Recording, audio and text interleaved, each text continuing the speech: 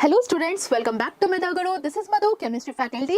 So today we will be discussing class 10th ICSE chapter number 10, study of compound nitric acid. So basically in this chapter you have to study about compound nitric acid, and what you have to study?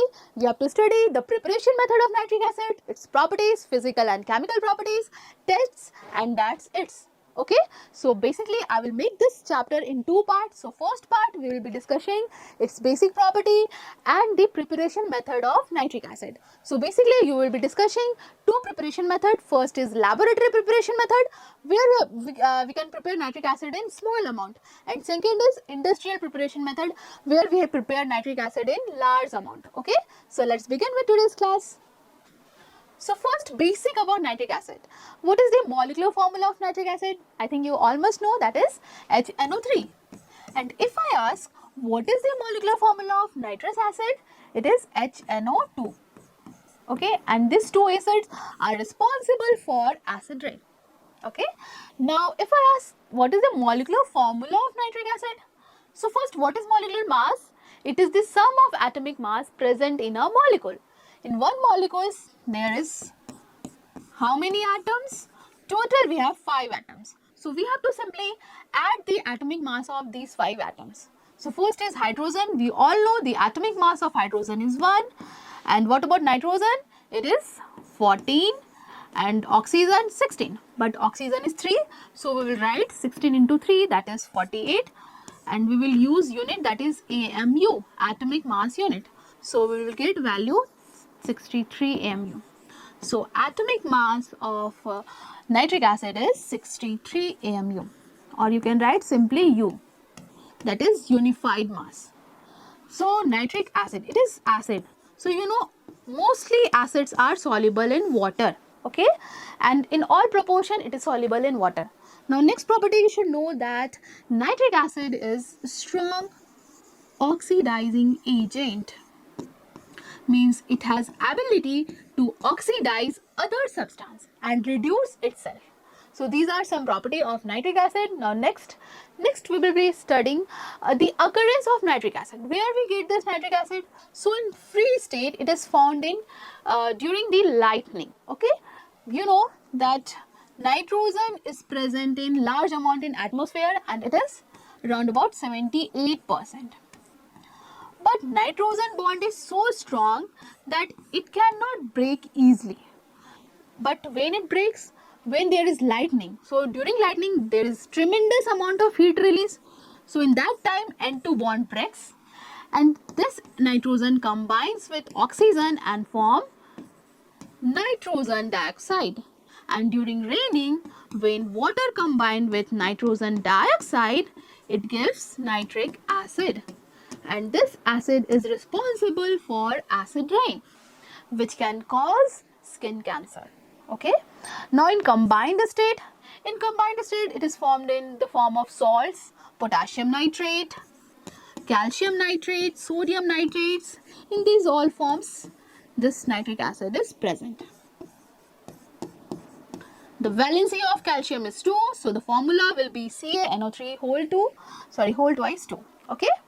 Now next is the laboratory preparation method of nitric acid. How we prepare nitric acid in lab? So what chemicals we use? What are the reactants we have to use? So we have to prepare nitric acid. So have you studied the HCl, hydrogen chloride? How we prepare hydrogen chloride? If you know this, then you can also prepare nitric acid. The method is same, just you have to take one chemicals different. Okay, so when we have to prepare hydrogen chloride, we take the salt of chloride, that is we take NaCl, and we add acid. Which acid? Concentrated sulfuric acid. We have to add concentrated sulfuric acid, and we keep the temperature less than 200 degrees Celsius. So at less temperature, what happen? Although concentrated sulfuric acid is a dibasic acid, means it has capacity to release 2H plus ion in the aqueous solution, but at low temperature this sodium can displace only one hydrogen from sulfuric acid, and it forms sodium bisulfate, or you can say sodium hydrogen sulfate, and along with this the H plus which goes in the aqueous solution, it combines with Cl minus and makes HCl. Okay, this was the laboratory preparation method of hydrogen chloride gas. Okay, so what about nitric acid? The method is same, just you have to take the salt of nitrate, okay, instead of chloride salt. So here we will take the salt of nitrate. We can take sodium nitrate or potassium nitrates because these are cheap. But other metal nitrates are expensive, so we take sodium or potassium nitrate. And we add again concentrated sulfuric acid in it. And we also heat this reactant to less than 200 degrees Celsius. Then what happened? Again, it is a dibasic acid, but at low temperature only one H plus ion will goes in the aqueous solution, means sodium can displace only one H from here and it will form sodium hydrogen sulfate, NaHSO4, and this H plus will combine with nitrate ion and form nitric acid. So we will get nitric acid vapor, okay, and after that we will condense it, then we will get nitric acid, okay, dilute or concentrated form. And one more important thing, that pure nitric acid is colorless, but the nitric acid which we prepare in laboratory, we get yellow color. But what is the reason for this? Reason is that if we increase the temperature, then nitric acid gets dissociated. At low temperature only it gets dissociated, and it dissociates to form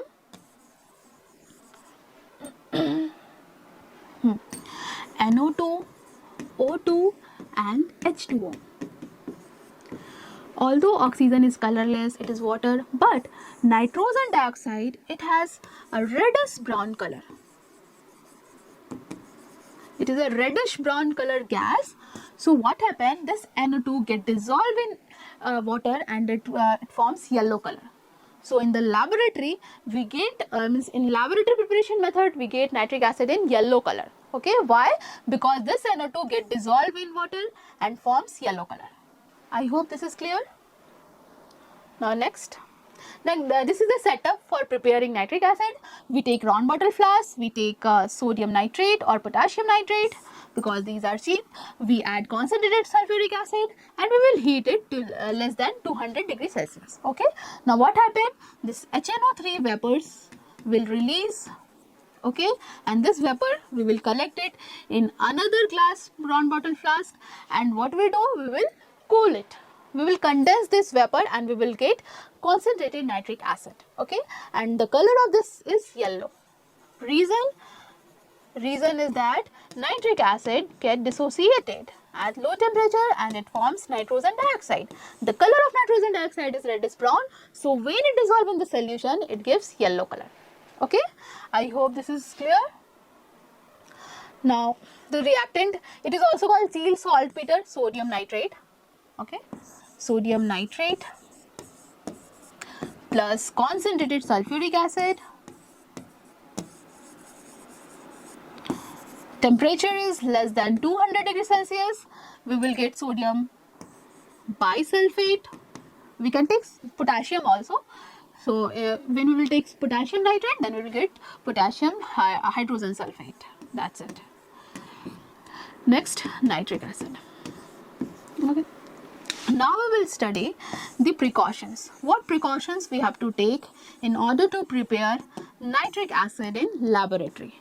So first precaution is that when we are preparing nitric acid, we have to keep in mind that all the apparatus we have to use is made up of glass. All glass apparatus we have to use.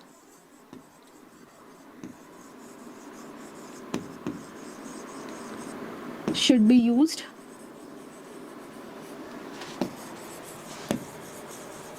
while preparing nitric acid. Reason? Because nitric acid is a strong oxidizing agent. Suppose if we take the stopper of metal or wood or any other rubbers, then what happen? It will oxidize that substance. Okay, so the reaction process will get slow okay, and it will get disturbed basically. So we will use glass apparatus while preparing nitric acid, okay. Now second precautions, why can we use any other acid instead of concentrated sulfuric acid? No. Why? Because concentrated sulfuric acid is a non-volatile acid. Non-volatile acid means it does not form vapor easily, okay. But while this reaction is taking place, you know that the vapor of nitric acid is forming. So after reactions, the vapor of nitric acid is forming. So if we will take volatile acid like HCl, the product form will be HNO3 and NaCl. It is good, but the problem is that HCl is volatile acid, means when the reaction will take place, it will also form vapor, and these two vapor will mix together, so we can't get product. So to avoid that, to avoid the mixing of the acids, we use concentrated sulfuric acid. Reason, sulfuric acid is a non-volatile acid. So this can come in your exam, so you have to keep in mind. Now third precaution is that we cannot increase the temperature of this reaction. Why? If we increase the temperature more than 200 degrees Celsius, then many problems can take place. What the problems? First problem, if the reaction is taking place at low temperature, then why the need to waste fuel? So first reason is to avoid the wastage of fuel. Second reason, at high temperature, this dibasic acid, it will release 2H plus ion in the aqueous solution.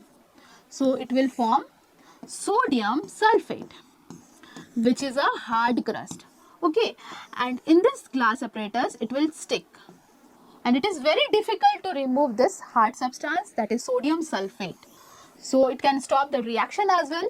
So to avoid this, we use a less temperature, okay. Now third reason is that nitric acid, you know that it is unstable and it gets easily dissociated, and it will form NO2, O2 and water. So to avoid this, we use less temperature, okay. I hope this is clear. Now next is, you know that when we prepare nitric acid in lab, we are getting its yellow color. So can we remove the yellow color of nitric acid to colorless nitric acid? Yes, we can do it as well. So in order to do this, we can follow these two steps, okay. Either of these two steps. First is using dry air or carbon dioxide. So when we pass this carbon dioxide gas to that acid, so carbon dioxide will force nitrogen dioxide gas to come up, and then it will again react with water and oxygen and form pure, or you can say colorless nitric acid, okay. Now second step or second method is adding extra water. If we add extra water to that acid, then NO2 which is present, the problem creating it is only NO2. So if we add excess water, this NO2 will dissolve and it will form colorless nitric acid, okay. So this was two steps. Now second is precautions, which I have already discussed. First is we have to use glass apparatus because it is strong oxidizing agent. Now second is we cannot use concentrated HCl instead of concentrated sulfuric acid. Reason, it is volatile acid and it is non-volatile acid, means it does not form vapor easily, but it can form vapor easily. Now third precaution about temperature.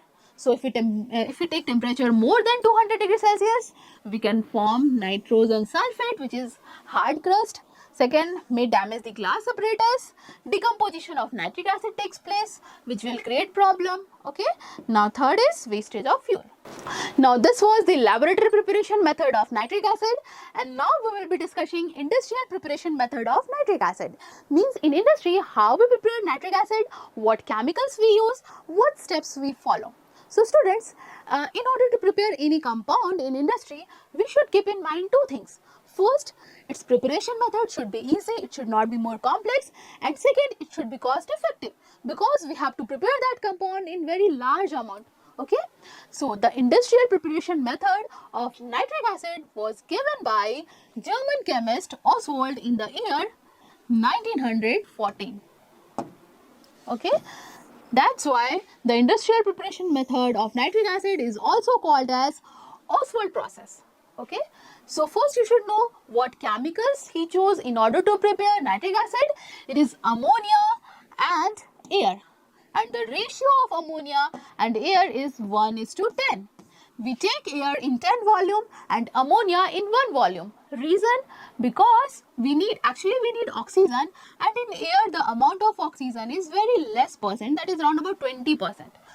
And this oxygen is required in all the 3 chambers. So basically we have to take 2 chemicals and we have to pass these 2 chemicals in 3 chambers, and in your exam this reactions will come, not the whole process, not actual process, it will not ask in your exam. Okay, so the first step is the catalytic oxidation of ammonia, means we have to oxidize ammonia in the presence of catalyst, as well as we have to also increase the temperature. So first we pass ammonia and air in the first chamber, and this chamber is called as catalytic oxidation. And you must all know that ammonia is not supporter of combustion, but it is combustible substance, means it can burn in the presence of oxygen with greenish yellow flame. Okay, now the catalytic oxidation of ammonia will take place in the presence of catalyst, it is platinum, and temperature is around about 800 degrees Celsius to 700 to 800 degrees Celsius. Okay, now what will happen? You know that ammonia basically dissociate into stable compound N2 and H2, and you know that this N2 bond is very strong, and this bond breaks naturally during lightning, and it can basically break down in the presence of high temperature. Okay, and here since we are supplying high temperature, so this bond will break. And when this bond will break, the nitrogen will react with oxygen and it will form nitric oxide, and along with this hydrogen and oxygen, it will mix and form water. And you know, this reaction is exothermic reaction, means in this reactions heat is also released. It means when we are taking this reactants and we are just starting the reaction, when the reaction has started, then we need not need to supply further heat, because this reaction is exothermic and heat is releasing, and that heat will only help to proceed the reaction. Okay, so this is the first step. First step is the catalytic oxidation of ammonia. Now next step, what will happen in the next step?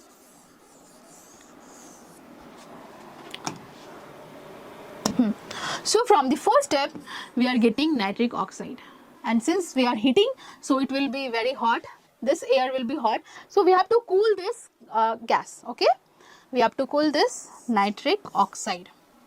So for this we pass it through heat exchanger where it will cool, and we are also supplying water so that it can get condensed or it can be cool. Okay, and then we will pass air, and then we will pass it through the second step. Second step is the second chamber, and that chamber name is the oxidation chamber.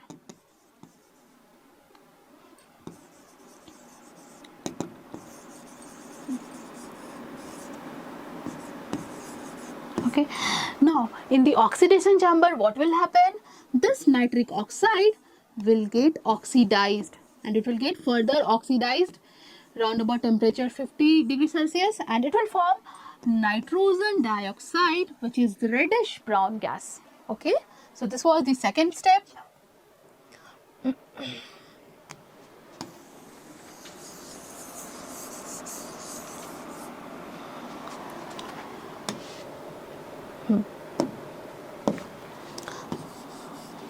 The second step is called as oxidation chamber, where oxidation of nitric oxide takes place.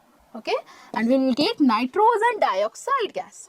Now in the third chamber what will happen? In the third chamber we can write step 3. Third chamber name is absorption chamber.